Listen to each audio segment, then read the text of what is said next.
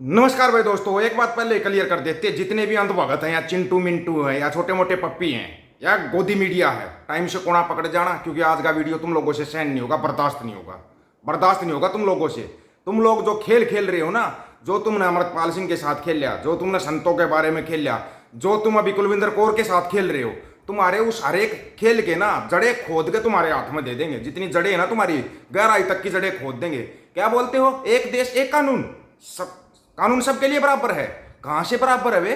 कौन सी दुनिया में जीते हो तुम? कहां से? तुम्हारे को बताते आज तुम्हारी ना यादगिरी थोड़ी तेज कराते हैं। याददाश्त तुम्हारी कमजोर हो गई है। तुम्हारी याददाश्त को ऐसी खोल के रखेंगे कि तुम याद रखोगे और नाम रटोगे कि हाँ, किसी फौजी से पाला पड़ा था।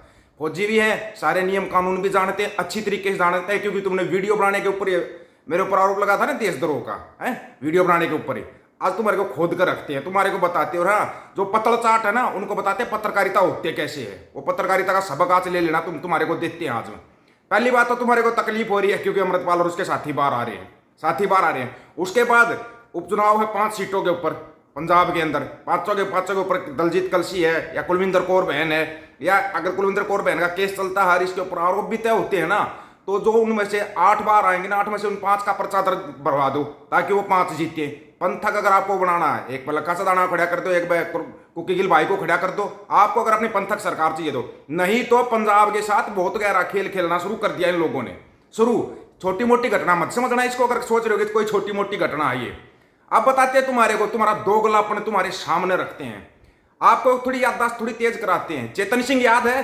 चेतन सिंह, वो सीआरपीएफ का जवान ट्रेन में जिसने 4 मुसलमानों को गोली मारी थी, याद आया या भूल गए?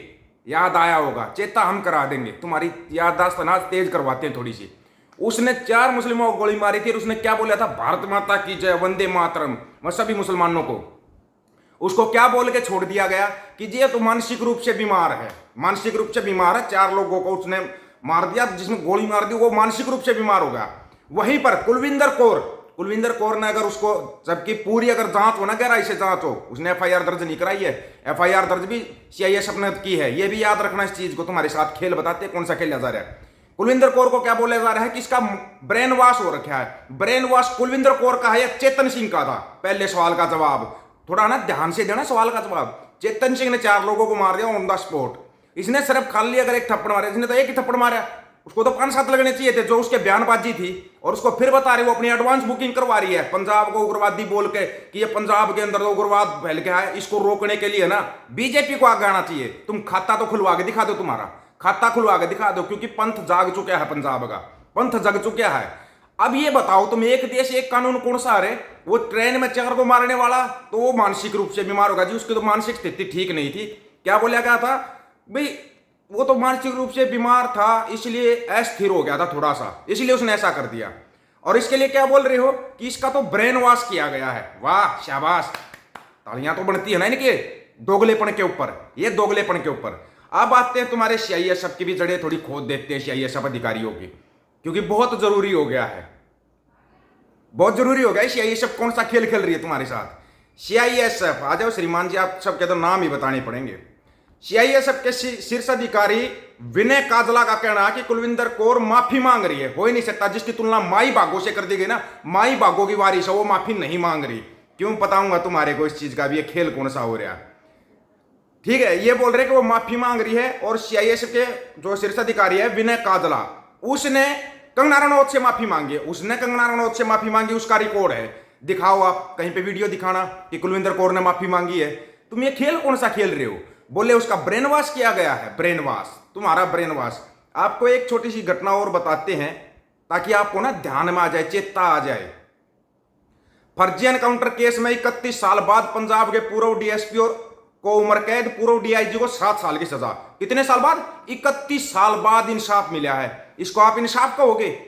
इसको इंसाफ कहोगे? जबकि चिल्ला चिल्ला के कह रहा था, पूरा पंजाब कह रहा था कि ये डीएसपी और डीआईजी की गलती है। अब सुनो, आप आरोपी पुलिस वालों के खिलाफ सीबीआई ने 28 फरवरी 1997 को आईपीसी के अलग अलग धाराओं के तहत केस दर्ज किया था। एक दिन पहले ही गुरुवार को अदालत ने पूर्व डीएसपी और पूर्व आईजी को दोषी ठहराया गया। पंजाब में साल 1993 में हुए फर्जी मुठभेड़ मामले में मोहाली की सीबीआई की विशेष अदालत ने करीब 31 साल बाद शुक्रवार को पंजाब के पूर्व डीआईजी दिलबाग सिंह को 7 साल की जेल और रिटायर्ड डीएसपी गुरबचन सिंह को उम्र कैद की सजा सुनाई है।